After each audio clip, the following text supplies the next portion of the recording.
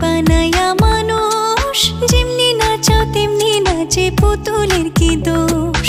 ছায়াবাজি পুতুল রূপে বানায়া মানুষ, যেমনি নাচাও তেমনি নাচে পুতুলের কি দোষ। যেমনি